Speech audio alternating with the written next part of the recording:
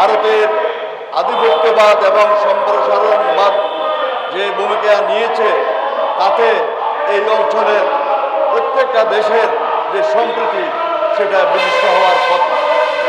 ভারতের চতুর্পার্শ্বে যেসব দেশগুলো আছে, স্বাধীন দেশগুলো আছে, সবাই ভারতের বিভিন্নভাবে বৈষম্য, আগ্রাসন এবং নিপীড়নের সম্মুখীন। বর্তমানে বাংলাদেশে যে পানি সংকট দেখা দিয়েছে সেটার মূল কারণ হলো 54টা অভিন্ন নদী থেকে ভারত একতরফাভাবে পানি প্রত্যাহার করে নিয়েছে এবং এই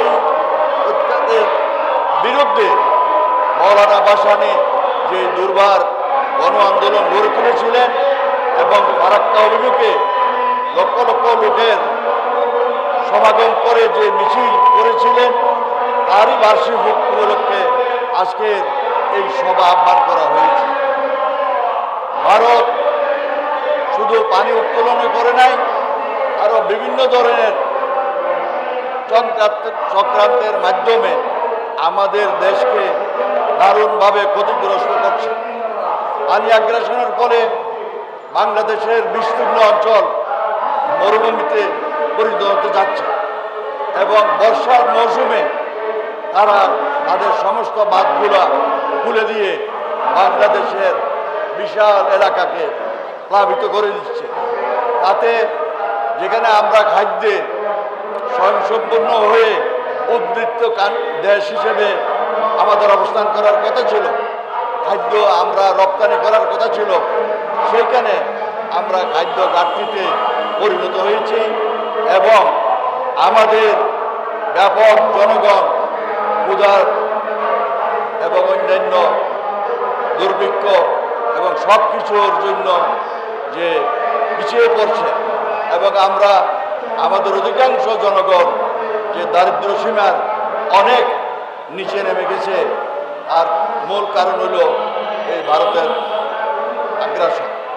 আপনি দেখেন পৃথিবীর অন্যতম শ্রেষ্ঠ সভ্যতা সিন্ধু সভ্যতা অপরিকল্পিত বাঁধ নির্মাণের জন্য একসময় ধ্বংস হয়ে গিয়েছিল, কিন্তু সেইখানে আজকে দেখছি ভারত পরিকল্পিতভাবে বিভিন্ন বাঁধ নির্মাণ করে পানি প্রত্যাহার করে বাংলাদেশের সাথে যে অঘোষিত যুদ্ধ শুরু করে দিয়েছে তা সবার কাছে আজকে দৃশ্যমান।